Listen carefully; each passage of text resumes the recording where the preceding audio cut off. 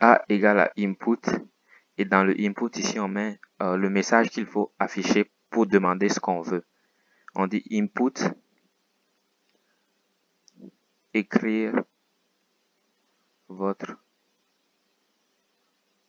nom. 2 points. Comme ça. Écrire votre nom. Et on met égal à, je vais mettre nom ici, le nom de la personne. Le nom de la personne égale à écrire votre nom. Ça, c'est ce qu'on appelle une variable. Et on va assigner l'input à la variable. Ça veut dire que ce que la personne va écrire comme son nom va être enregistré sous le même nom que cette variable. Ce qu'il va entrer sera considéré ici comme nom. Et là, comment afficher un message? On fait print. Print. Et on met ce qu'on veut afficher ici. Afficher, c'est bienvenue. Bienvenue. Espace.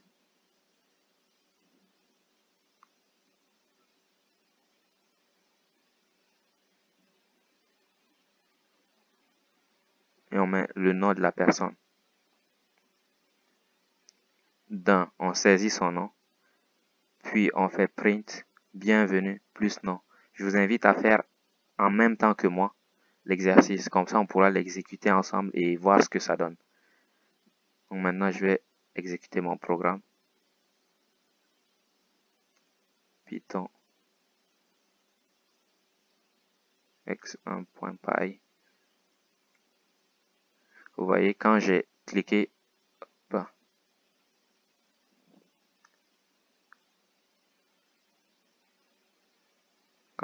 ça a mis écrire votre nom. Je vais mettre Archimède. Écrire votre nom. Et là, ça met bienvenue Archimède. On peut ajouter autre chose ici. On peut mettre plus une autre chaîne de caractères. Ça s'appelle une chaîne de caractères. Plus une autre chaîne de caractères. Et on va mettre le point d'exclamation de la bienvenue. Puis on va retester encore. Ils disent entrez votre nom. Hop.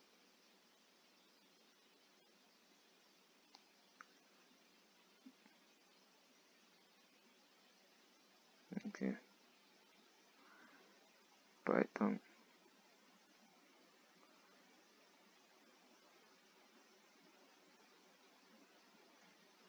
Entrez votre nom, Archimède. Paf. Et là, ça met bienvenue Archimède ici. C'est ce que ça doit afficher. Nous venons de résoudre le premier exercice qui dit écrire un programme en langage Python demande à l'utilisateur de saisir son nom et lui afficher son nom avec un message de bienvenue. C'est ce qu'on a fait. Input pour prendre l'entrée de l'utilisateur. Et ce qu'on met ici, c'est ce que l'utilisateur doit écrire. Écrire votre nom. Puis on met print, bienvenue, plus nom, plus point d'exclamation. Bienvenue Archimède. On va passer à l'exercice suivant.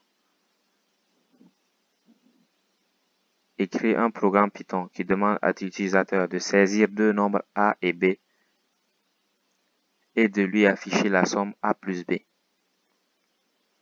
Vous voyez, on a à peu près le même exercice qu'ici. Il faut saisir deux nombres. Ici, on saisissait une seule chose, ça veut dire un nom. Dans le deuxième exercice, il veut qu'on saisisse deux noms. Deux nombres plutôt. x2.py. On va assigner saisir deux nombres. Saisir deux nombres. Afficher leur somme. Pour commenter, pour écrire un énoncé, quelque chose qui va nous rappeler ce qu'on doit faire. On met un dièse au début et on écrit ici quelque chose. Comme ça, en exécutant Python, notre ordinateur va dire, ah, ici c'est lui qui met des notes pour se rappeler de ce qu'il doit faire. Il va juste exécuter cette partie du programme et pas celle-là. parce qu'on a mis un dièse au début. Qu'est-ce qu'on va mettre ici? Un dièse, CTRL V, et on écrit ce qu'on veut.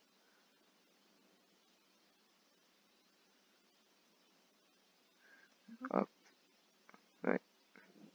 Donc le 1, c'est saisir deux nombres A et B, lui afficher leur somme. Donc il faut saisir le nombre A d'abord. Comment on saisit le nombre A? On va mettre A égale input,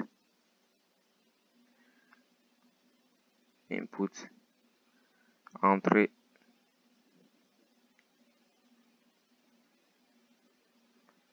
premier nombre. On dit entrer le premier nombre. La personne va entrer un nombre. On va dire. Et on va encore faire un autre input pour qu'il puisse entrer un autre nombre. En fait, c'est ça le secret ici. Pour entrer plusieurs nombres, il faut faire plusieurs inputs. Si tu veux entrer plein de choses, tu dois faire plein d'inputs. Si tu veux entrer 3 nombres, tu fais 3 inputs. 4 nombres, 4 inputs, ainsi de suite. Ici, on a besoin de 2 nombres, donc on va faire 2 inputs. B égale à input.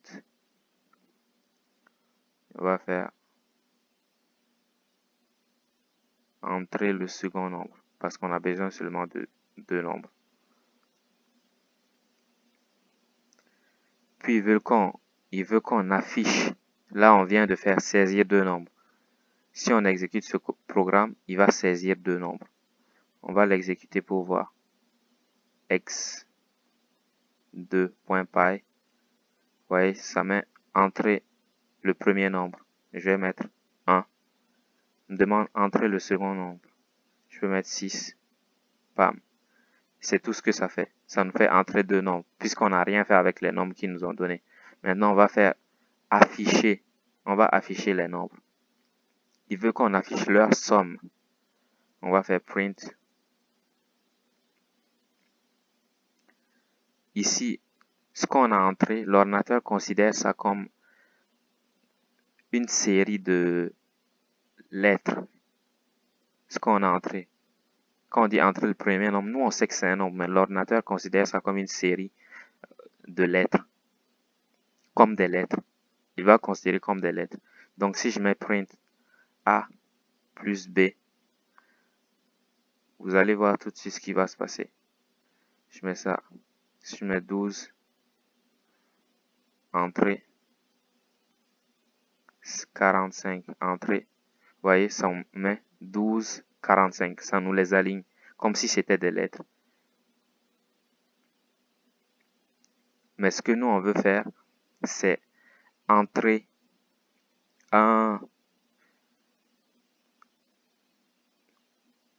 des nombres de telle sorte que ça faire en sorte qu'il considère A et B comme des nombres. Si on veut qu'il considère A et B comme des nombres, on va dire, on va faire ici,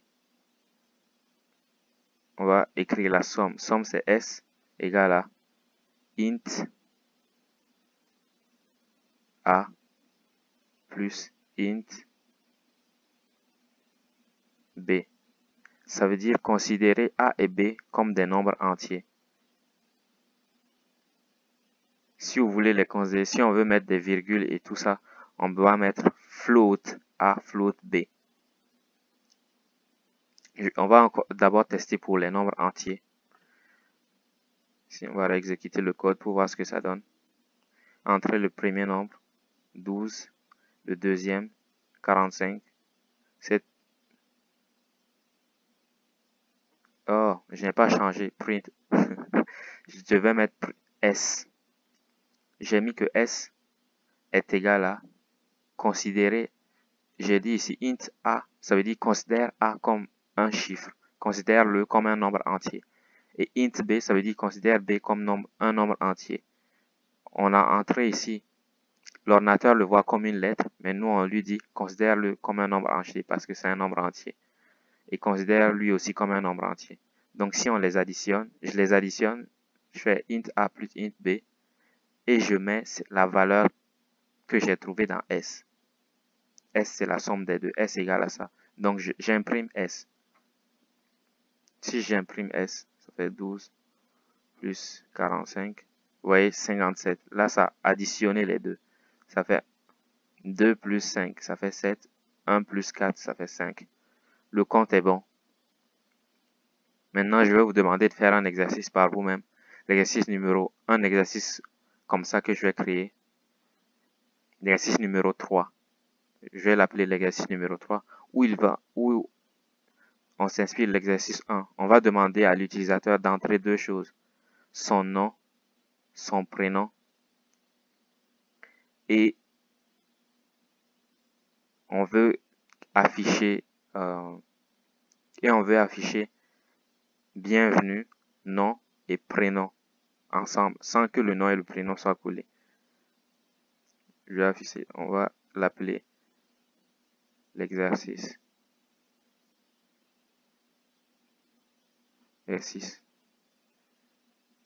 test 1 pour tester vos connaissances.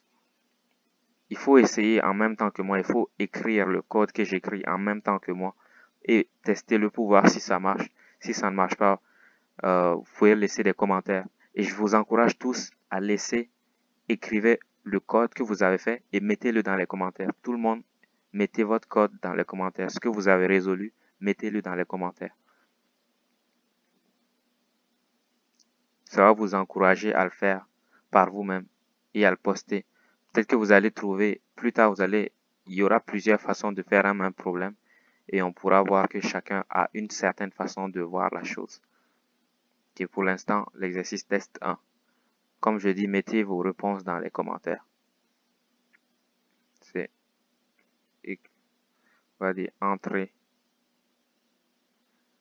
nom et prénom.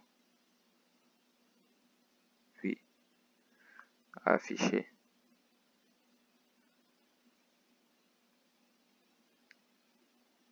Message de bienvenue. De bienvenue. Avec le nom et le prénom. Qu'est-ce qu'on veut faire? Donc, on va faire test 1. Test 1, je vous encourage à le faire vous-même. Test 1. .py. Un programme qui prend le nom et le prénom et qui affiche bienvenue nom plus prénom. Donc, peut-être que vous avez déjà commencé à le faire. Voici comment on le fait. On va mettre nom, assigner la valeur qu'on va rentrer à une variable. Nom égale input. Et là, on met parenthèse, ça. Entrez votre nom. Puis on va mettre encore prénom, input.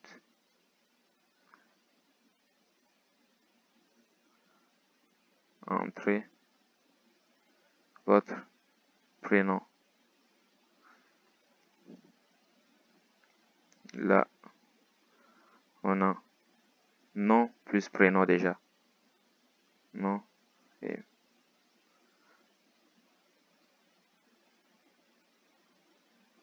entrer nom et prénom. Ceci nous permet d'entrer le nom et le prénom. On peut le tester pour voir. On va mettre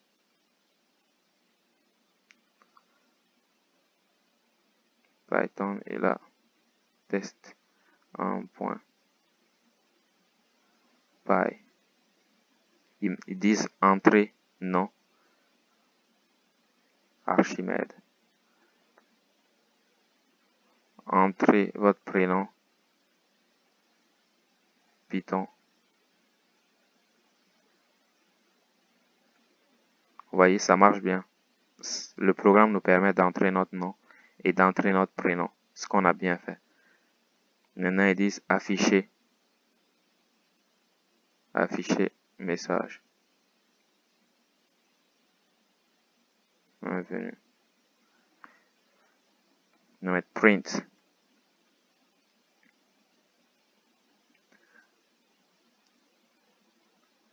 Entrée print, on doit imprimer le nom. On doit imprimer d'abord bienvenue, ensuite le nom, puis le prénom, avec un point d'exclamation à la fin. Donc, on va écrire bienvenue ici. Bienvenue, un espace, plus nom, on écrit nom, pour que ça mette le nom. Plus, on va faire un truc, un espace, parce que ici, cet espace-là sépare bienvenue du nom. Et cet espace-là va séparer le nom du prénom. Plus prénom. Plus point d'exclamation. Voici. Print bienvenue, plus nom, plus prénom, plus point d'exclamation. Le compte est bon, on teste. Nom Archimède. Prénom Python.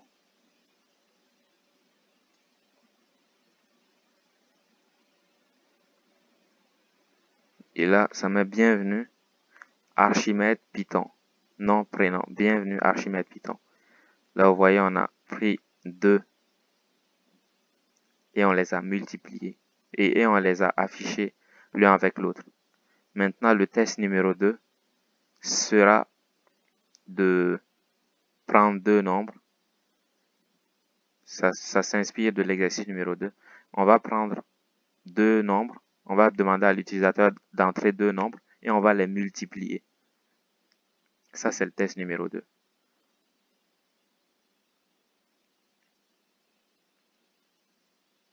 Exercice test numéro 2.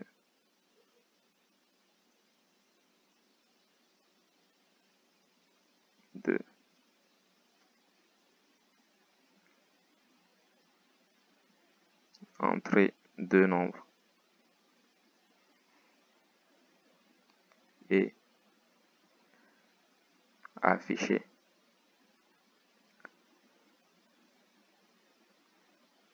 la multiplication. Afficher la multiplication des 2. Entrer, on va dire entrer les nombres. Entrer les nombres A et B. Et afficher la multiplication. Et afficher la multiplication de A par B. C'est-à-dire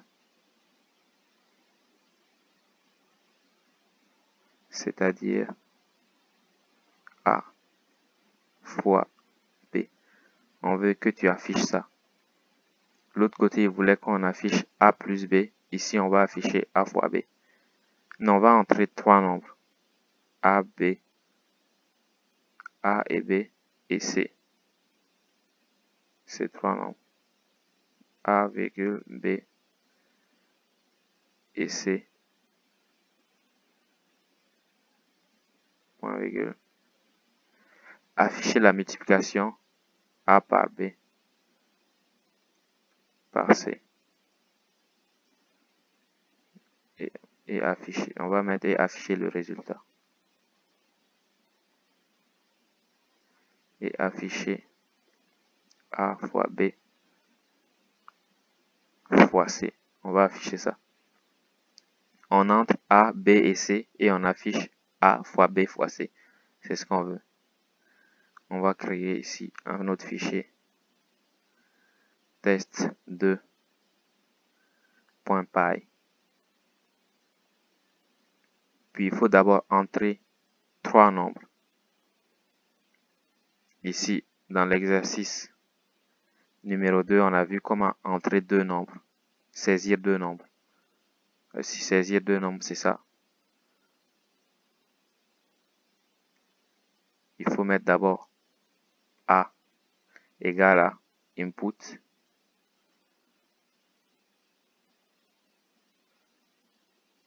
A égale à input. Entrer le premier.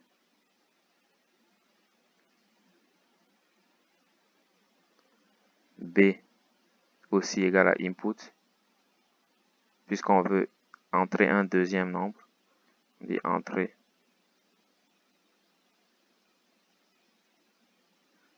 le deuxième.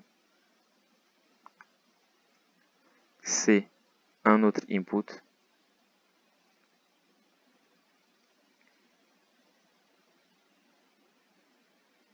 Entrer le troisième. Okay. Là, on a nos trois nombres. Et on veut afficher la somme.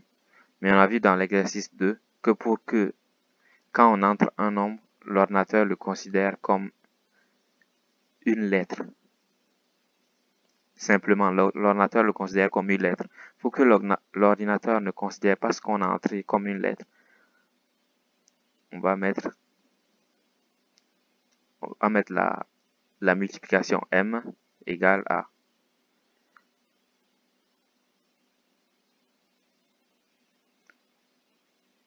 float. Float, c'est un type de nombre float, c'est les nombres à virgule en fait. Les nombres à virgule sont appelés float. Les nombres entiers, c'est des int. Les nombres à virgule, c'est des float.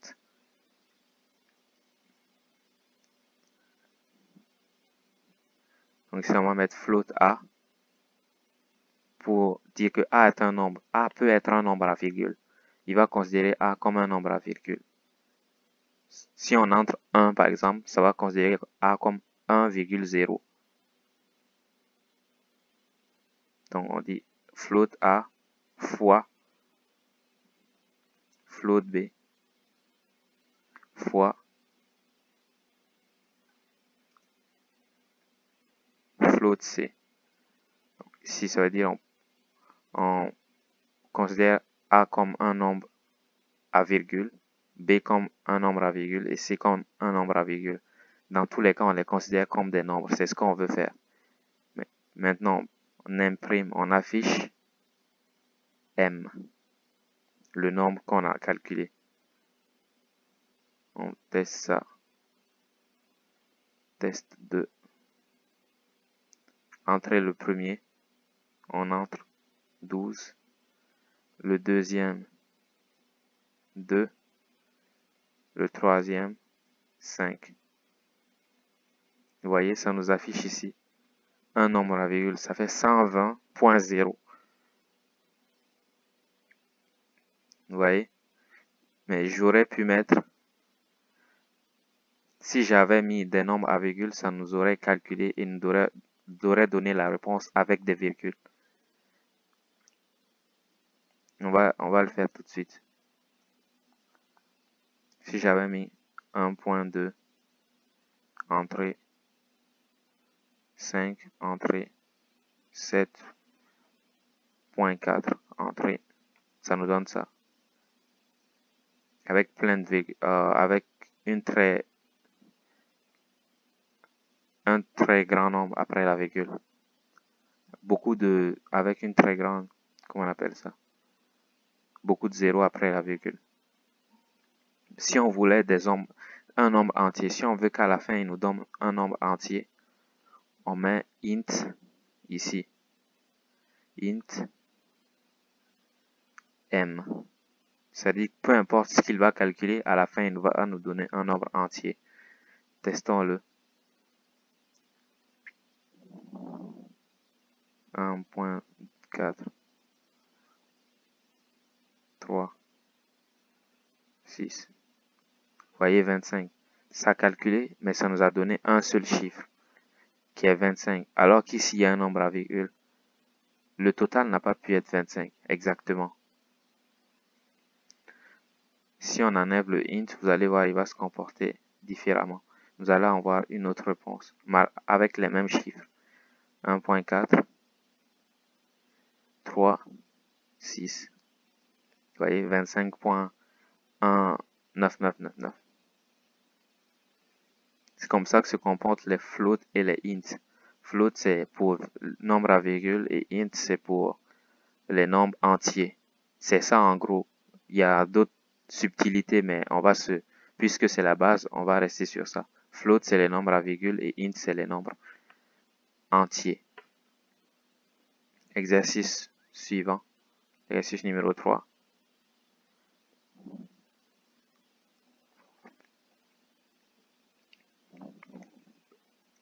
S'ils veulent qu'on écrive un programme,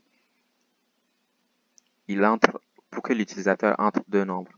C'est ce qu'on faisait déjà, on entrait des nombres et lui afficher leur maximum.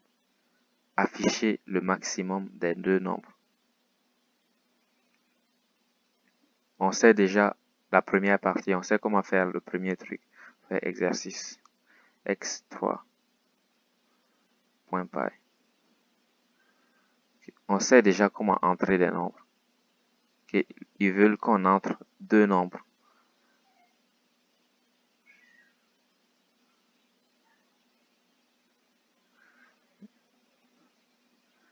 Ils veulent qu'on entre deux nombres.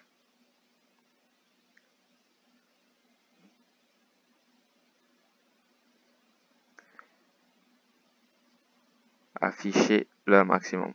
D'abord, il faut entrer deux nombres, A et B. Façon dont on entre est très simple. On met A égale input A entrée A. Puis on fait la même chose pour B. Donc ici on va faire copier-coller.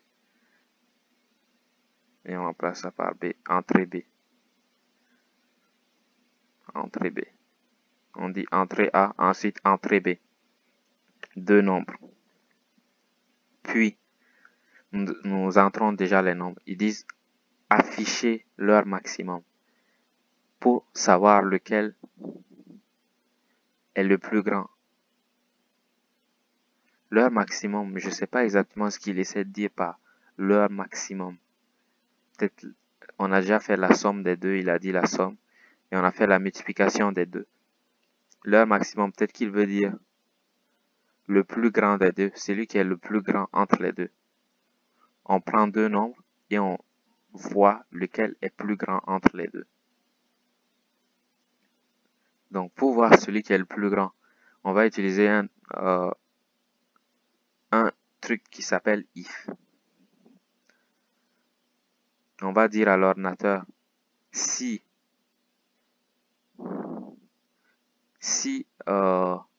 A est supérieur à B, on va afficher A. On va afficher le plus grand. Si A est supérieur à B, on va afficher A. Donc ici, on va dire if A, pour dire supérieur, c'est ça. Je vais changer. Supérieur à B. Si A est supérieur à B, on dit imprime A, affiche A, print. Mais pour savoir si A est supérieur à B, ici, quand on entre A, il considère A comme une lettre en fait. C'est pas un chiffre. Donc, s'il compare comme ça, il va comparer deux lettres. Nous, on veut qu'il compare des chiffres. Donc, on va dire int A pour qu'il considère A comme un chiffre. Et int B pour qu'il considère B comme un nombre entier. Ici, on parle de nombre entier. Donc, on dit si A est supérieur à B, il affiche int A. Ici, on considère que tout est des nombres entiers. On affiche A. Mais sinon, on met else. Else, deux points. Print.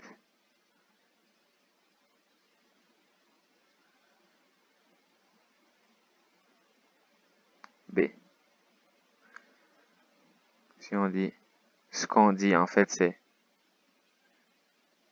si A est plus grand, alors afficher A. Parce que c'est A qui est le plus grand. On veut afficher le plus grand. on dit if int. Int, c'est pour dire considère A comme un chiffre.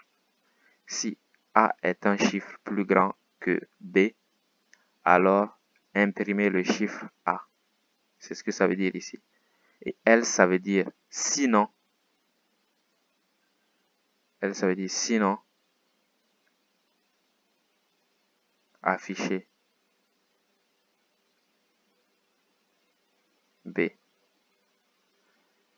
Mais ici, on a seulement deux cas de figure. Soit A est supérieur à B, soit B est supérieur à A. On n'a pas d'égalité, on n'a pas la zone où ils sont égaux. Donc ici, on peut mettre supérieur ou égal. Supérieur ou égal. Pour dire si A est supérieur à B, ou bien A est égal à B. Ça peut être les deux cas. Soit il est supérieur, soit il est égal à B, alors il imprime A. Si A n'est pas supérieur ou égal à B, alors on imprime B. On affiche B. On va tester ça.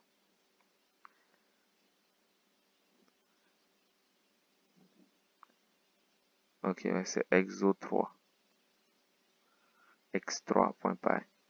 Ils disent entre A, je vais mettre A égale 89. B égale 12. Ici, est-ce que A égale à B?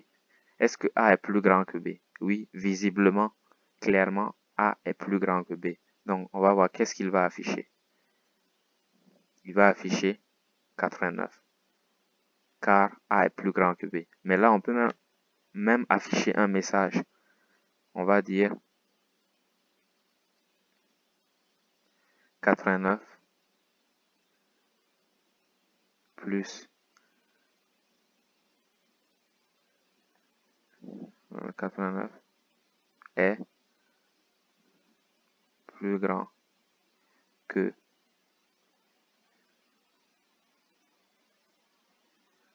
12 et que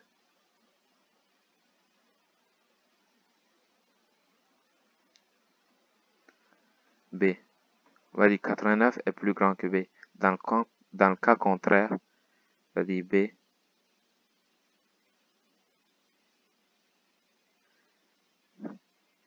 est plus grand que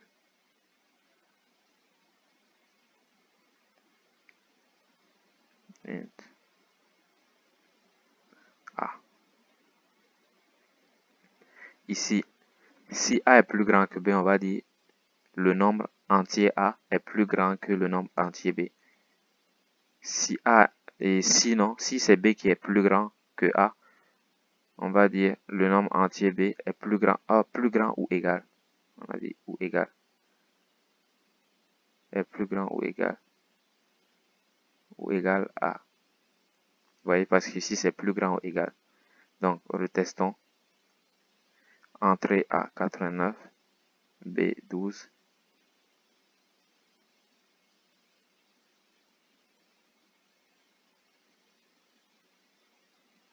Ok.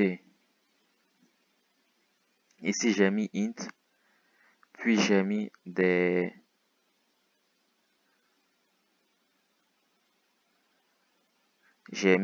un chiffre additionné avec une chaîne de caractères. Ce n'est pas possible. Ça donne une erreur ici. On ne peut pas additionner un chiffre et une lettre ensemble. On ne peut pas dire 12 plus A. On ne peut pas faire ça. Un nombre entier plus une lettre, on ne peut pas les additionner ensemble. Mais ici, quand je dis juste A, au début, le A qu'on a entré était considéré comme une lettre, comme une chaîne de caractères. Donc, on peut l'additionner avec une autre chaîne de caractères. Ça va les mettre ensemble. Ce qu'on appelle la concaténation. Ça va les concaténer. Ici, c'est la même chose. Donc, on enlève les parenthèses.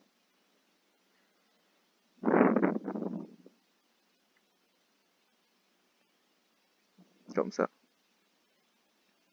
Donc, si on teste encore, 89, 12. Vous voyez, 89 est plus grand que 12. Ça met 89 est plus grand que 12. Se dit qu'on est dans ce cas de figure ici. A est plus grand. Le premier nombre qu'on a mis est plus grand que le deuxième. On va mettre des nombres égaux pour voir ce qui se va donner. Je vais mettre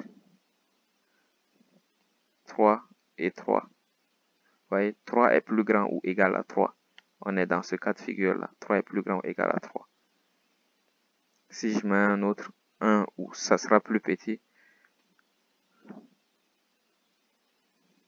4 et 8. 4 et 7, par exemple. Vous voyez, ici, je n'ai pas mis d'espace. Il faut mettre l'espace pour que ça l'affiche bien. 4, le premier chiffre c'est 4, le deuxième c'est 7. Bam. 4 est plus grand, et 7 est plus grand que 4. 7 est plus grand que 4. Ça veut dire si A n'est pas plus grand ou égal à B, c'est que B est forcément plus grand que A. 7 est plus grand que 4. Venons résoudre l'exercice 3. Écrire un programme. Ici, ce qu'on a fait, c'est qu'on a utilisé l'opérateur if. Ici, c'est le if qu'on a utilisé. If. Et if quelque chose, on fait ça, ce qui est en bas du if. L'espace ici est vraiment très important. Il faut vraiment qu'il y ait cet espace. Sinon, le programme va dysfonctionner. Il va afficher des messages d'erreur. Il faut vraiment qu'il y ait cet espace-là. Et ici aussi. Pour dire que si c'est ça, if ça, si ça, alors faire ce truc-là. Il faut qu'il soit déplacé vers, il faut qu'il soit à l'intérieur par rapport au if. Et else aussi, c'est la même chose. S'il est sur la même ligne, soit il ne va pas le faire, soit il va afficher un message d'erreur. Donc, il doit vraiment être présenté de cette façon-là. Exercice numéro 4. Écrire un nombre.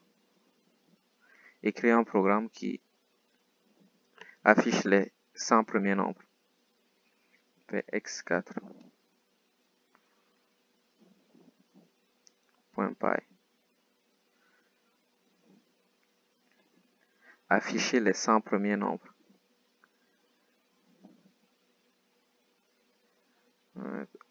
Affiche les 100 premiers nombres. Si on va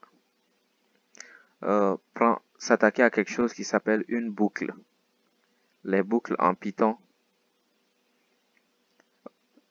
il y a deux types de boucles que je vais vous montrer. Le premier type de boucle, c'est ce qu'on appelle une boucle for, pour afficher les 100 premiers nombres entiers. Ça veut dire que il faut dire au programme, désolé, il faut dire au programme, est-ce que 0 est un nombre entier? 0 n'est pas un nombre entier, par convention. On peut dire 0 est un nombre entier. Considérons 0 comme un nombre entier. Mais par convention, on ne le considère pas comme un nombre entier. 0,0. Ok. Considérons-le comme un nombre entier. 0. Ça veut dire qu'il va prendre 0. Il faut commencer par 0. Commence par 0. Ici, on va considérer 0 comme un nombre entier. On commence par 0. Puis,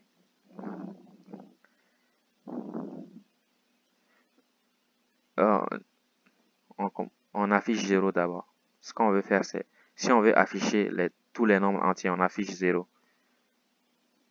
On affiche 0. Puis, on affiche 1. Puis, on affiche 2. Puis, on affiche 3, et ainsi de suite. N'est-ce pas? C'est ce qu'on va faire. C'est ce qu'on fait. En réfléchissant, on se dit on affiche 0, on affiche 2, ainsi de suite, jusqu'à 100.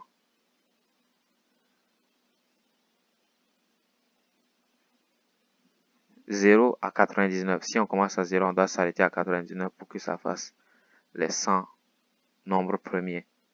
Ou 1 à 100.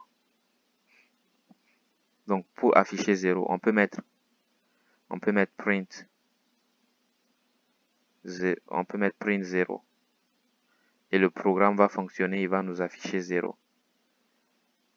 x4. Vous voyez, il a affiché 0. Mais on peut mettre, si on met print, si on veut imprimer jusqu'à 100, on doit mettre print 1, print 2, print 3, print 4 jusqu'à jusqu'à 100. 0 jusqu'à 100. On va mettre print 1, print 2, print 3. Maintenant, on veut automatiser ça. On veut que ce soit plus simple. Donc, on utilise une boucle qui s'appelle for. Un type de boucle, ça veut dire l'ordinateur va refaire cette étape plusieurs fois. On va dire, on va prendre un nombre A. Et on va dire que A égale à 0. Ça veut dire A est un nombre entier égal à 0. Puis on va dire que for A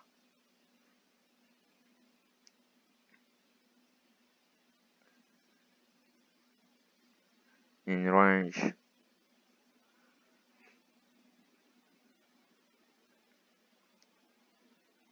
sans print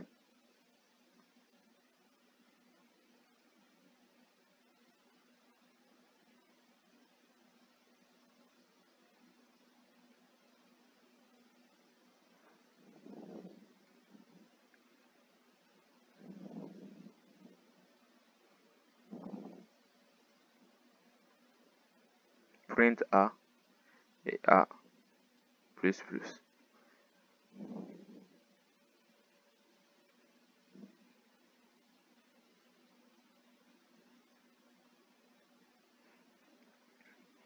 Ça,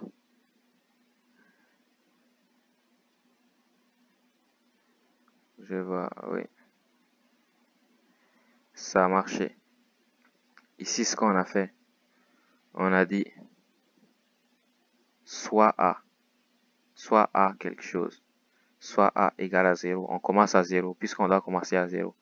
Et on a dit, ici, ça veut dire que, ici, for A in range 100, ça veut dire, tant que, ici, ce qu'on a dit à la machine, c'est, tant que A sera entre 0 et 100 et 99. Quand on met 100 ici, ça n'atteint pas 100, ça s'arrête à 99. On dit pour A entre 0 et 99, print A, c'est imprimer, afficher A, afficher A. Et là, ce truc-là, ça veut dire incrémenter et ajouter 1 à la valeur de A. Ajouter 1 à la valeur de A. A, c'est 0, on lui ajoute 1. Ça veut dire, on fait A plus égal à 1.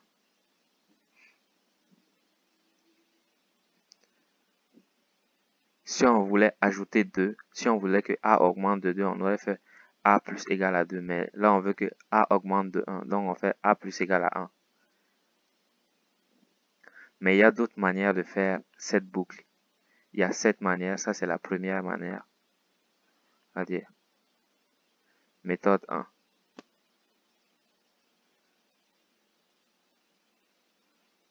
Il y a une autre boucle for qu'on peut faire. On va dire for A in range 0 à 100, 1. Le 1 qu'on met au bout, ça veut dire sauter 1, ajouter 1 à A. Ici, print A. On va mettre ça en commentaire, on va voir. Je vais m'arrêter à 10 pour que ça n'aille pas trop loin. Ici, vous voyez, ça a pris A qui est égal à 0. A égale à 0 ici. Et j'ai dit, tant que A est dans l'intervalle 0 à 10, on imprime A et on ajoute 1 à la valeur de A. Puis on refait la même chose. Donc ça veut dire A égale à 0. Il regarde si A fait partie de l'intervalle 0 à 9. Oui, A fait partie de l'intervalle 0 à 9. Donc il affiche A. A est 0, il affiche A. Puis il ajoute 1 à la valeur de A. Ça veut dire A est égal à 1 maintenant. Puis il regarde la même chose. Est-ce que 1 est dans l'intervalle 0 à 9? Oui. Donc il affiche 1, puis il ajoute 1 à la valeur de A. A devient 2. Il fait ça jusqu'à ce que A ne soit plus dans l'intervalle 0 à 9. Quand A n'est plus dans l'intervalle 0 à 9, il s'arrête. L'autre type de boucle, ça c'est la méthode 2. Mettez-moi vos méthodes dans les commentaires pour qu'on en discute ensemble. Peut-être que vous avez trouvé des choses que je n'ai pas expliquées ici, et ça serait bien que d'autres personnes puissent le voir. Ça serait intéressant de le partager avec tout le monde. Ça, c'est la méthode 2. La méthode 3, maintenant, je vais vous parler de la boucle while. While, c'est while. On va dire while A inférieur à 100, print A.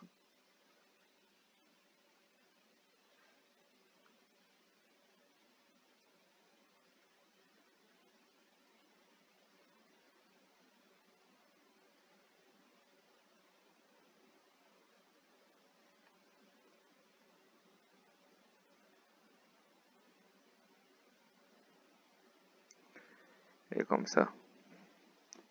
Vous savez, ici while plutôt while. While, ici c'est tant que A, c'est à peu près, les deux boucles font à peu près la même chose. Sauf que l'autre côté, c'est un intervalle.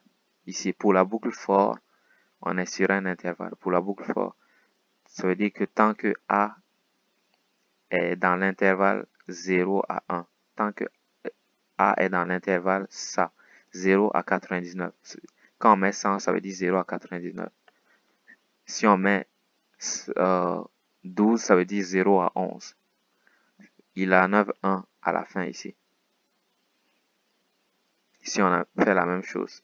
On aurait pu mettre 0 à 100. Ça, c'est la même chose. Quand on est écrit comme ça ou juste 100, c'est la même chose. Quand on commence par 0, c'est juste qu'on ne l'écrit pas. On aurait pu l'écrire comme ça. Pendant que la boucle for, c'est dans un intervalle. On dit tant que A est dans cet intervalle-là, afficher A.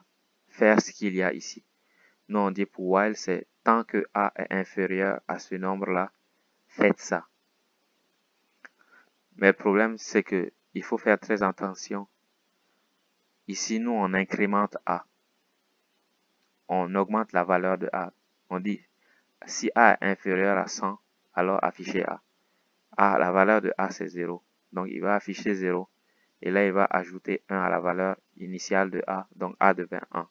0 plus 1 égale 1. Et il refait, est-ce que A est inférieur à 100? Il va dire oui, A est inférieur à 100. Il va afficher A. Puis, il va ajouter un autre 1 à la valeur de A. Mais si on enlève ça, si on ne fait pas varier la valeur de A, l'ordinateur va se dire, est-ce que A égale à 0? C'est-à-dire, est-ce que l'ordinateur va se dire, est-ce que A est inférieur à 100? Il va dire oui, et il va afficher A. Et la valeur de A n'a pas changé. Il va se redire encore, est-ce que A est inférieur à 100? Oui, il va afficher A. Et ainsi de suite. Et il va afficher que des zéros, et ça va jamais s'arrêter. Puisque la valeur de A ne change jamais. Donc A est toujours inférieur à 100 Donc, votre ordinateur pourrait même bugger. Le programme peut s'éteindre ou d'autres choses. Pour arrêter ça, il faut faire CTRL-C. CTRL-C, ça arrête le processus en cours. Je vais le tester, vous allez voir ici. Ça, vous voyez, paf, ça imprime sans arrêt. On ne peut plus le rattraper. Vous voyez, là, si je mets CTRL-C, ça s'arrête. Interrupt. Vous voyez, il a imprimé affiché que des zéros. Pourtant, si j'ajoute cette ligne-là, A plus 1, ça va faire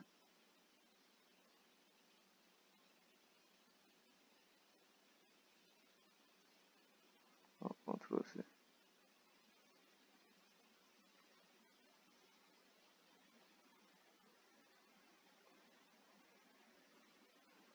Ça, A plus égale à 1.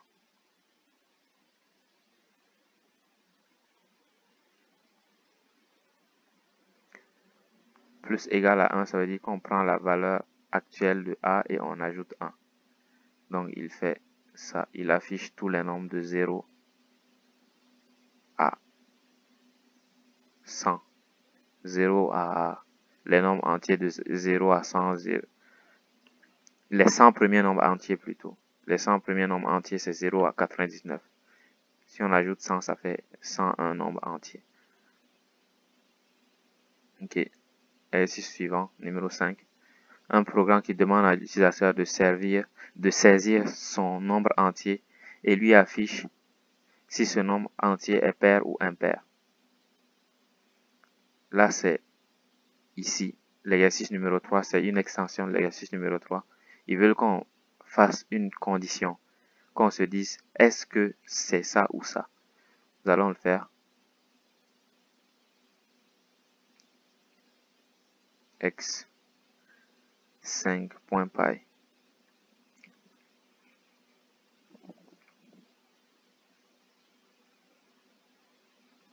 Il faut d'abord saisir. Il nous a dit saisir un nombre entier. L'utilisateur va d'abord saisir un nombre entier. Pour saisir un nombre entier, nous savons qu'il faut faire input. Ici, input A, on va dire nombre. On va l'appeler nombre. Nombre égale à entrer un nombre entier. L'utilisateur va entrer un nombre entier. Puis on va lui dire, puis ce qu'on doit faire ici,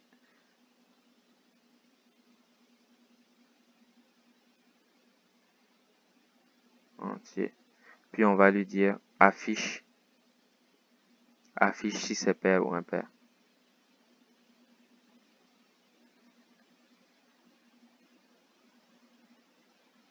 Affiche si pair ou impair. On va dire if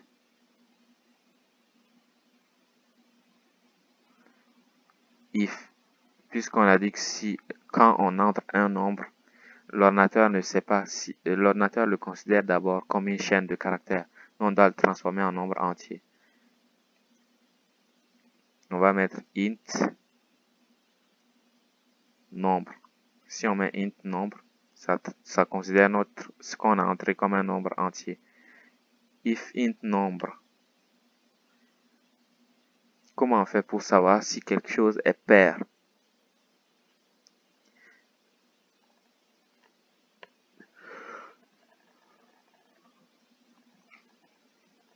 Si on fait le modulo 2, ça donne 0.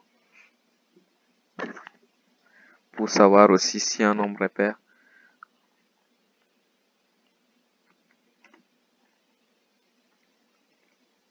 il y a plein de façons en fait de savoir si un nombre est pair.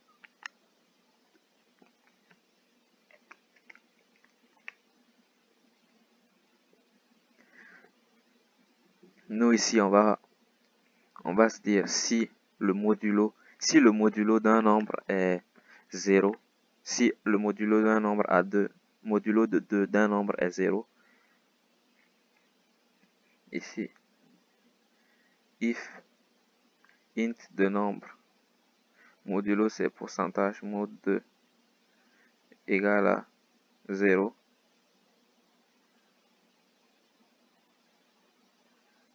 alors afficher, alors un print, on va print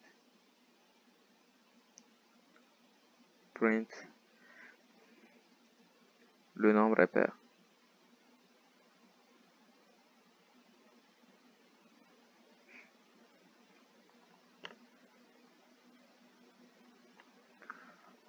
On pourra aussi se dire si ce nombre est divisible par 2. Si on divise par 2, est-ce qu'il reste des miettes? Mais pour ça, pour expliquer ce genre de concept à un ordinateur, c'est un peu compliqué. Parce qu'il faut d'abord prendre le nombre qu'on a entré et le considérer. On va le considérer quoi? Comme un chiffre, comme on va le considérer comme un nombre entier. On va le considérer comme un int.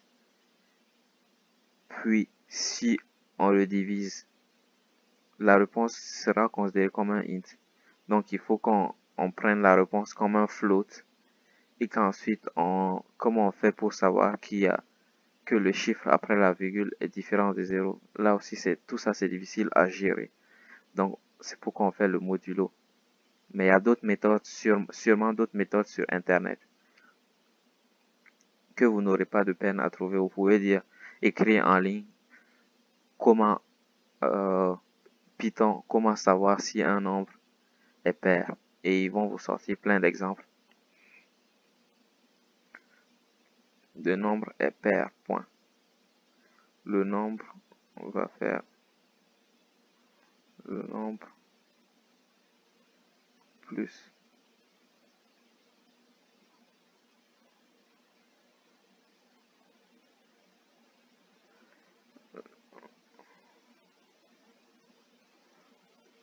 le nombre, notre nombre, on va dire notre nombre est pair. On va tester. Exercice 5. Si je clique entrer, ils vont me demander d'entrer un nombre. Et si j'entre le nombre, l'ordinateur va faire le modulo à 2 du nombre. Si le modulo est égal à 0, pour dire égal à 0, on met 2 fois égal. Si le modulo est égal à 0, alors le nombre est pair. Sinon, et là on va mettre else. Sinon, on va mettre afficher print. Le nombre est impair. Il y a plein de façons d'écrire print. Ici, je vous montre la façon la plus simple de faire. Relativement simple, parce qu'il y a d'autres qui pourraient considérer autre chose comme simple. Ça, c'est le plus simple que moi je connaisse, que je considère comme plus simple par rapport aux autres. De nombre est impair. Ça, on va tester. Entrer un nombre, je vais mettre 12. 12, ça écrit le nombre est pair, parce que le modulo à 2 est égal à 0. Modulo 2, c'est-à-dire si on divise par 2 plusieurs fois, si on divise 12 divisé par 2 égale 6, 6 divisé par 2. Attends, modulo 2. Je suis en train de m'embrouiller là.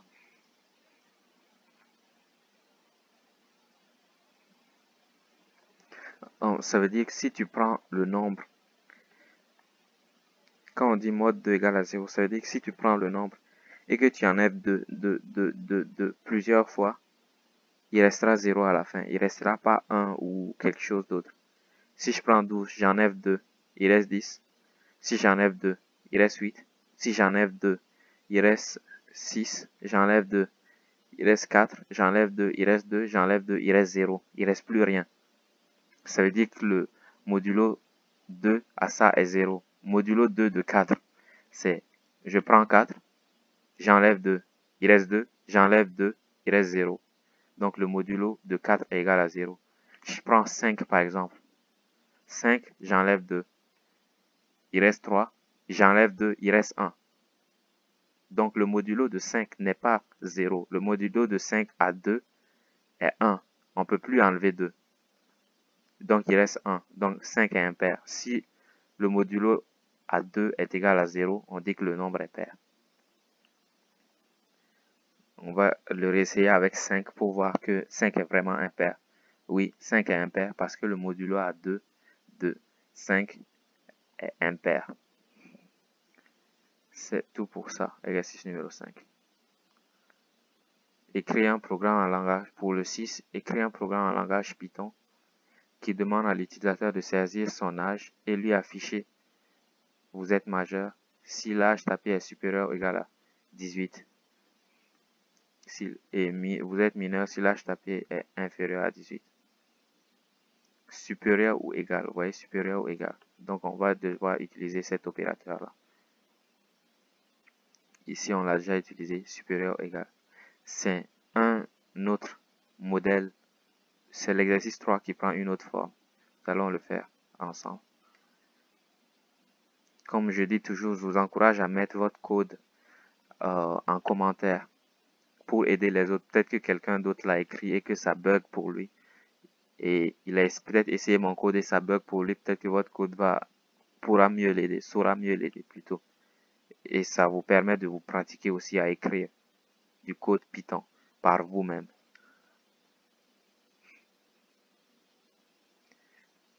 Ici, ce qu'on doit faire, demander à l'utilisateur d'entrer son âge. Ça, c'est la première étape, entrer son âge. Saisir son âge. Ça, c'est la première chose à faire. Saisir son âge, c'est, on va mettre âge égale input, hop, input, on met saisis ton âge. Saisis ton âge. Il va écrire ici son âge. S'il écrit son âge, on doit voir est-il majeur ou mineur. Ici, c'est un if qu'on va utiliser. On se dit si il est majeur, if ça veut dire si. S'il est majeur, on affiche vous êtes majeur. Si il est pas majeur, on affiche vous êtes mineur. Majeur, ça veut dire si son âge est supérieur ou égal à 18. Ici, on considère l'âge de la majorité comme 18. On va faire ça. If. Ici, on doit considérer âge. Quand on met input âge, ça le considère comme une chaîne de caractères, comme des lettres. Nous, on va demander à notre ordinateur de le considérer comme un chiffre, comme un nombre entier. Int âge. If int âge est supérieur ou égal à 18, alors on va faire print. Print, c'est afficher. Afficher. Il nous a dit quoi? Afficher. Vous êtes majeur. Vous êtes majeur. On affiche ça. Vous êtes majeur. Et sinon, c'est ce qu'il a dit, hein. Et vous êtes mineur si l'âge tapé est inférieur à 18, c'est ça. Si ce n'est pas supérieur ou égal à 18, c'est que c'est inférieur à 18. Ici, on va écrire else. Sinon, dans le cas contraire, il affiche print. Vous êtes mineur. Vous êtes mineur. C'est ça. Si l'âge est supérieur ou égal à 18, ça affiche vous êtes majeur. Dans le cas contraire, ça affiche vous êtes mineur. On va exécuter le programme pour voir ce que ça donne. Exercice 6. Paf. Saisis ton âge. Nous, on va dire 30, 36, 35, 54. On peut dire ce qu'on veut dans saisir ton âge, mais ça doit être un nombre. On va mettre 45. Ça met vous êtes majeur. Je vais voir, si je mets 18, qu'est-ce qui se passe? 18, vous êtes majeur aussi parce qu'on a dit supérieur ou égal à 18. Vous voyez bien, supérieur ou égal à 18, ça met vous êtes majeur. Mais si je mets 15, ça m'affiche vous êtes mineur. Parce qu'ici, l'âge n'est pas supérieur ou égal à 18. Donc ça met vous êtes mineur. La résolu.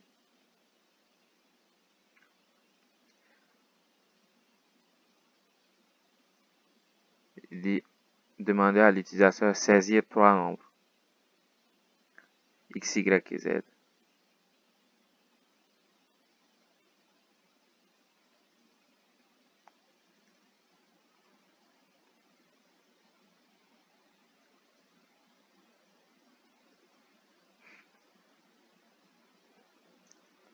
Saisir trois nombres x, y et z. Pour saisir trois nombres, c'est très simple. Et x égale à input et on met saisir premier nombre. Saisir x qui est le premier nombre. Puis on va faire la même chose pour y et z.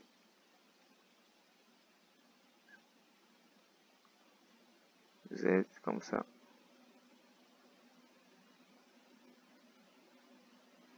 Y. Ici y. Mais x égale à input saisir x. Y égale à input saisir y. Z égale à input saisir z. Comme ça, il nous permet de saisir trois nombres qu'on stocke dans x, y et z. On les stocke là, dans ces variables-là. Puis il nous dit afficher leur maximum. Afficher le plus grand des trois. Comment on fait pour savoir lequel est plus grand entre trois chiffres? Il faut qu'on fasse deux comparaisons. On va comparer les trois. On va comparer les trois ensemble. On va comparer A et B.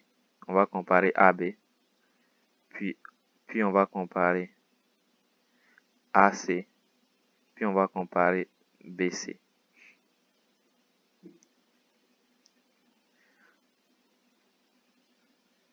On va prendre trois chiffres. On va se demander, est-ce que A est plus grand que B?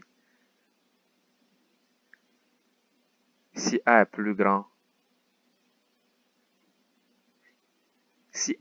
que B, ici, comme la première comparaison, si on compare A et B, on dit A et B, lequel est plus grand? A et B, si le maximum est A.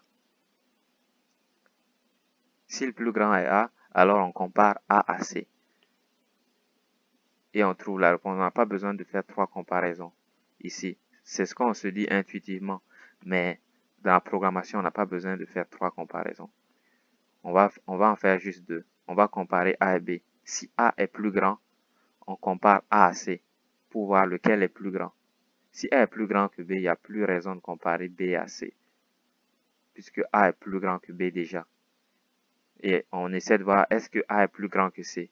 Si A est plus grand que C, alors, si A est plus grand que C, alors si A est plus grand que C, alors c'est C qui est le plus grand. Mais si A est plus petit que C, si A est plus grand que C, c'est A qui est le plus grand. Si C est plus grand que A, alors c'est C qui est le plus grand. Vous allez voir quand on va l'écrire. On va mettre I. Vous allez mieux comprendre plutôt. If. If, ça veut dire si A. On va mettre int parce qu'il faut qu'on les considère comme des entiers. Mais on peut aussi les considérer comme des nombres décimaux. Ici, on utilise les entiers pour nous faciliter la vie. Int x. Ici, c'est vrai, on a x, y, z.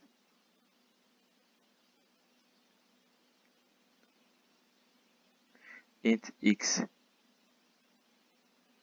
supérieur ou égal à int y. Alors si x est plus grand que y, alors on compare x à z. Alors on compare, on fait encore if. On peut mettre un if dans un if. On appelle ça les opérations imbriquées. Ils sont l'un dans l'autre.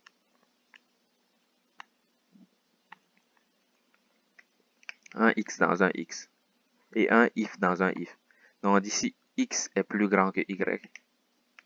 On regarde si maintenant plus grand ou égal. Hein, si c'est plus grand ou égal à y, on compare x à z. On va mettre int x encore. Int x comparé à z. À int z. int z. Si x est plus grand, on fait print x. Print x. Sinon, on print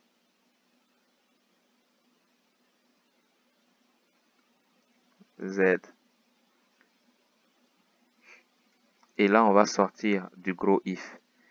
Maintenant, si c'est y qui est plus grand, si c'est y qui était plus grand que x, on va comparer y à z. On va faire else. Puis on va faire un autre if. If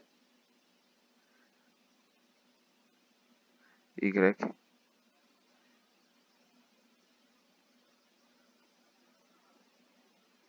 z.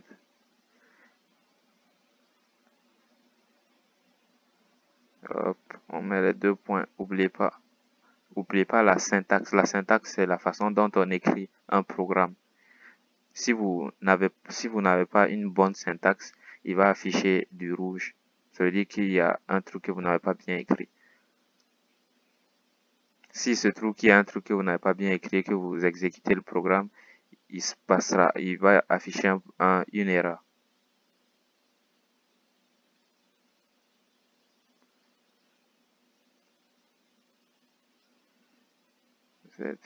Ok. Ça, c'est bon. On a fait if int x supérieur à y. Si x est supérieur à y, alors on compare x à z. Si x est supérieur à z, on imprime x. Si on affiche x, c'est que c'est x qui est le plus grand. On compare aux deux en fait. S'il est plus grand que b, on essaie de voir s'il est plus grand que c. S'il est plus grand que c, on affiche c que c'est le plus grand de tous. Mais si c'est b, si c'est y qui est le plus grand, si c'est y qui est plus grand que x, alors on compare y à z aussi. C'est comme un truc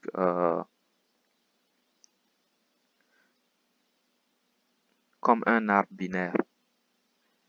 Je vais vous le dessiner ici. Comme ça. On a x, z. On fait ça. On compare x à z.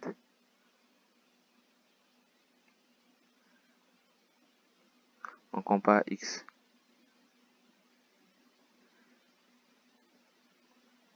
à z. On compare x à z. Et on compare x à y. Et on le compare aux deux en fait. On compare x à z, à y et à z. S'il est plus grand que y, on le compare à z. S'il est plus grand que z, c'est que c'est lui le plus grand en gros. Mais si on compare x à z, on va mettre s'il est plus grand. Si c'est x qui est le plus grand, x étoile, on va dire pour dire que c'est x le plus grand. Si x est plus grand que y, si x est plus grand ici, comme ça, si x est plus grand. Si ici, c'est aussi x qui est le plus grand, alors c'est x est plus grand que tous les deux, alors x est le maximum. Vous voyez, mais si on compare x et y, si on va ici, on va sur nos pages, si on compare x en bas, mais y, et qu'à la fin, c'est y qui est le plus grand. Si y est le plus grand ici, on va plus comparer x à quelque chose d'autre. C'est y le plus grand. Donc, on va comparer y maintenant à z. Alors, on va plus comparer le x à quoi que ce soit. On va prendre y qu'on a ici et on va le comparer à z. Et on va voir lequel est plus grand entre les deux. Donc, on prend x, on compare à y. Si x est le plus grand, on compare x à z. Et on essaie de voir si c'est encore lui le plus grand. On compare au premier. S'il est plus grand, on compare au deuxième. Mais si on compare x au premier, si jamais c'est y le plus grand, alors on compare y à z pour voir lequel gagne à la fin. Ici, c'est un peu plus comme ça. C'est ça. C'est comme ça. Ouais. On compare x à y. S'il est plus grand que y, on compare à z. Et ici, on compare x à y. Si c'est y le plus grand, c'est y qu'on compare à z. Ici, lui n'est pas là. C'est ça, c'est comme ça. Là, je peux même l'amener en bas.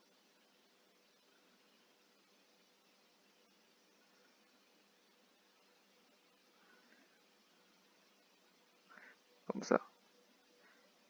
Si x est plus grand, on compare x à z. Mais si c'est y le plus grand, on compare y à z. Et on trouve la solution. Ça s'écrit comme ça.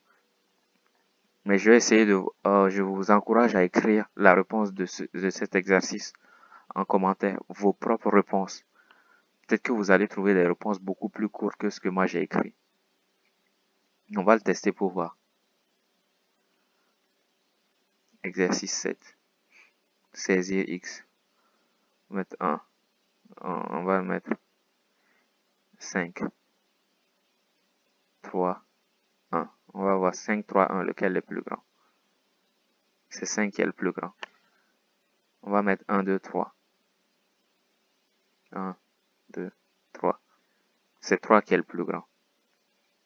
2, 1, 1. On va l'exécuter encore. 2, 1, 1. C'est 2. Quoi qu'on fasse, et si ils sont tous pareils, qu'est-ce qui se passe? Si c'est 1, 1, 1, c'est 1 qui sera le plus grand. Vous voyez, quoi qu'on fasse ici, ça nous affiche toujours le plus grand, le maximum. Il y a des façons d'écrire ce programme, de le rétrécir. Et pour ceux qui veulent s'amuser à le faire, je vous encourage beaucoup à le faire. Ça va vous aider à mieux comprendre la chose. On passe au suivant.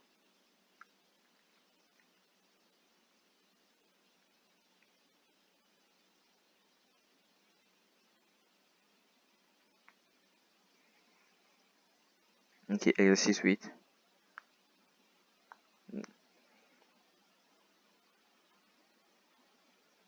Ils nous disent saisir un nombre entier n. On doit saisir un nombre entier n, puis on affiche la valeur de la somme. Afficher la valeur de la somme. Comme ça, afficher la valeur de la somme 1 plus 2 plus 3 plus 4 jusqu'à n. Pour saisir un nombre, tout le monde connaît la chanson maintenant. On met n égale à input. Input. Entrer un nombre entier.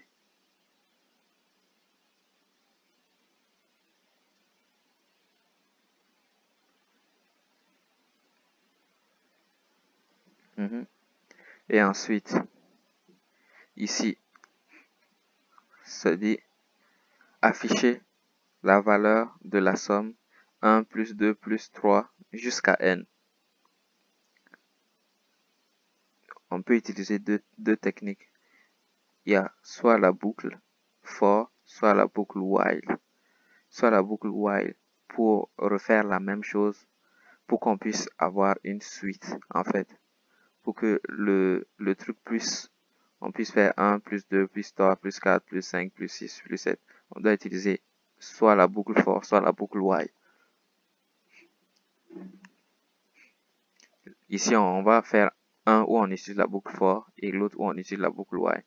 On va utiliser d'abord la boucle for. Ce qu'on va faire, c'est que on va dire pour tout nombre, on va dire pour i. I, c'est un nombre quelconque.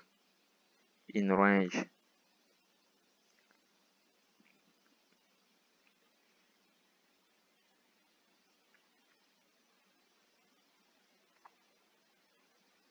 Zéro à n. Pour i de l'intervalle 0 à 1, on va faire, ici je vais écrire somme. S c'est la somme, on va mettre S égale à 0. S c'est la somme égale à 0. On dit pour quelque chose dans l'intervalle 0 à n, on va faire S plus égal à I. Plus égal, ça veut dire on prend S et on ajoute I à sa valeur. C'est ce que ça veut dire. S plus égal à I. On prend S et on ajoute I à sa valeur. I va changer. I va de 0 à n. On a dit pour tout nombre I qui va de 0 à n, faire prendre S, prendre I et l'ajouter à S et l'ajouter à la somme. Ça veut dire ça va prendre 1 et l'ajouter à la somme. Ensuite, prendre 2 et l'ajouter à la somme. Prendre 3 et l'ajouter à la somme. Donc, ça fait 1 plus 2 plus 3 plus 4. Puisque la somme, c'est 0. Ça va faire 0 plus 1 plus 2 plus 3 plus 4 jusqu'à n. Ici, on ne va pas atteindre n. On va atteindre n moins 1. C'est ça le principe de range. Quand on met n, ça nous amène jusqu'à n moins 1. Si on veut jusqu'à n, on met ici n plus 1. Puis, à la fin de cette boucle, quand ça finit tout ça, on met print. Print S. Print S ou oui, print S. S, c'est la somme. Mais là, j'ai fait une terrible erreur. Ici, n est considéré comme un nombre comme un caractère. Donc, je dois ici le transformer en nombre entier. Je mets int n plus 1. Ça va faire, considère n comme un nombre entier, puis ajoute les 1. C'est tout. Je vais voir si ça fonctionne. C'est exercice 8. Saisir un nombre entier. On va faire 3. 3, les nombres de 0 à 3, ça fait 0 à 3. Ici, je vais même l'imprimer pour qu'on puisse voir ce qui se passe. Print. On va mettre print S. Ici. Pour montrer le calcul. Je mets 3.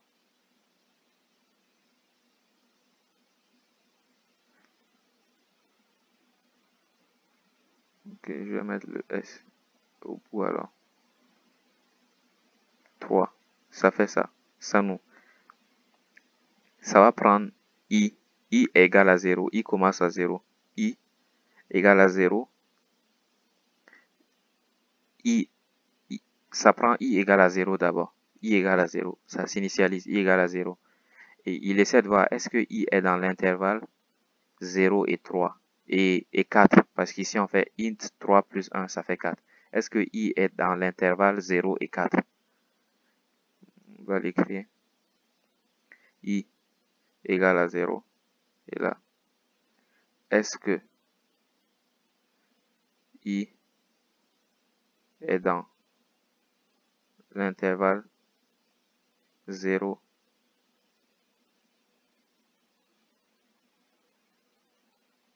ici c'est 3 fermé, mais nous c'est un intervalle ouvert à l'excès, à l'autre bout. Je vais l'écrire comme ça, 0, 4, pour dire que c'est ouvert à 4. 0, 4. Est-ce que, parce que 4 ne fait pas partie, donc ça va itérer jusqu'à 3. Est-ce que 0 fait partie de l'intervalle 0 à 4? Oui, donc ça va faire S plus I. Ça va prendre 0 plus 0 égale à 0. Et ça va stocker la valeur à S. Ça va faire l'addition et ça va stocker à S. Donc on imprime S qui est le premier 0 ici. Puis on revient ici. I change de valeur. I devient 1. C'est ça la particularité de la boucle for. On peut assigner une valeur ici I et la valeur va augmenter de 1 à chaque fois qu'on refait la boucle. Donc I égale à 1. Il se dit encore, est-ce que 1 fait partie de l'intervalle 0 à 4 exclu? C'est oui. Donc il va re-rentrer, il va prendre S. S c'était 0, c'est 0. Il va faire S plus 1. Donc la valeur va devenir 1. Il va afficher S. Voici le 1. Puis il va augmenter encore de valeur. Il va devenir 2. Et il va dire, est-ce que 2 fait partie de l'intervalle 0 à 4 exclu? Oui, 2 fait partie de cet intervalle. Donc il va prendre S égale à 1 plus 2. Ça fait 3. Donc il affiche le 3. Puis il augmente à 4 et à 3 maintenant. Est-ce que 3 fait partie de l'intervalle 0 à 4 exclu? Oui. Et donc oui, donc il prend S égale à 3, I égale à 3, il additionne, ça fait 6. Print S, il affiche 6. Et là, I égale à 4 maintenant. Est-ce que I fait partie de l'intervalle, est-ce que 4 fait partie de l'intervalle 0 à 4 exclu? Non. Donc il arrête, il sort de la boucle, il arrête de faire ce qu'il y a à l'intérieur ici. Et il vient là, au suivant. Il voit print S, il affiche 6 encore. C'est ce qui s'est passé ici. Donc on peut le faire, puisqu'on sait que ça marche, on peut le faire pour de très grands nombres. On peut faire afficher la somme de 0 à 100. Saisir votre nombre, mais 100, ça fait ça, 50, 5050. 0 à 10, 55. Testez et mettez vos réponses dans les commentaires.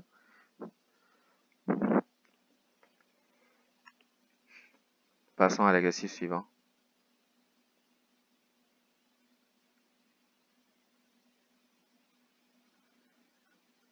Ça, c'est encore plus... Ça, c'est exactement comme l'autre problème. Oh, je vous disais que dans ça, on pouvait utiliser l'autre boucle. Ici, c'est la boucle for qu'on a utilisée. Nous allons utiliser ensuite la boucle while. While. Je vais utiliser la boucle while. On va se dire while.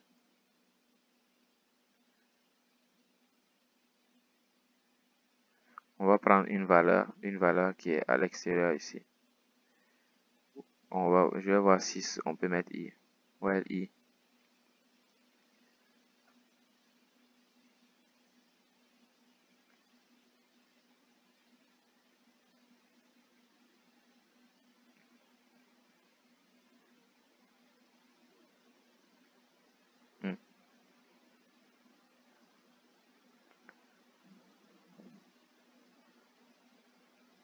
Voici ce qu'on va faire.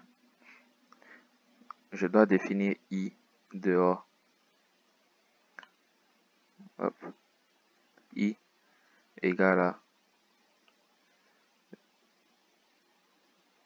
0 aussi. On va commencer par i égale à 0. Et là, on fait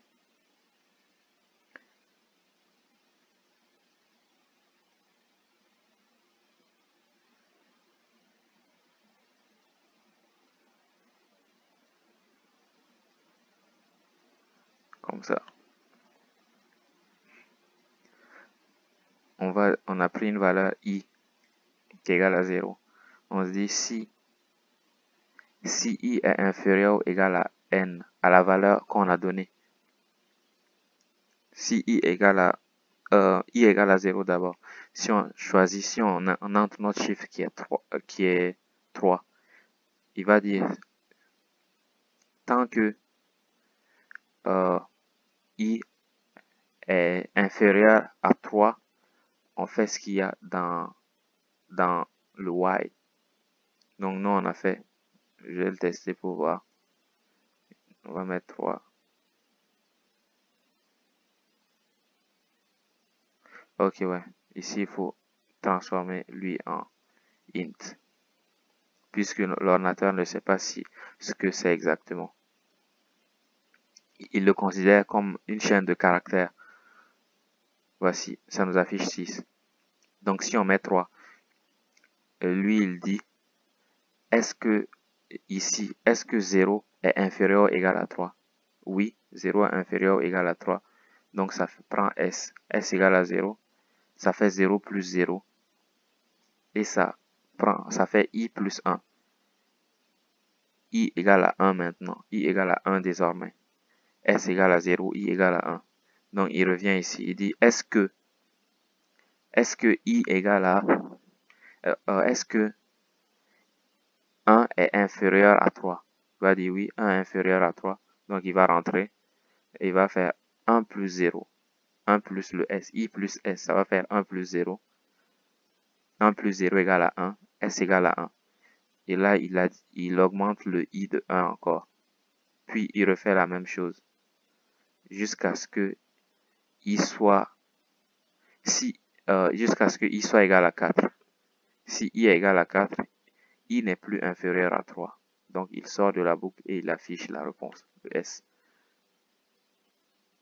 Je peux comprendre que ça a l'air un peu difficile pour l'instant, mais à force de le faire, vous allez finir par le développer.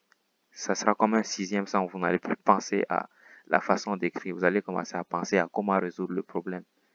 Pour l'instant, on passe à la façon d'écrire le problème. Bientôt, vous allez commencer à penser comment résoudre le problème. C'est là qu'on veut arriver.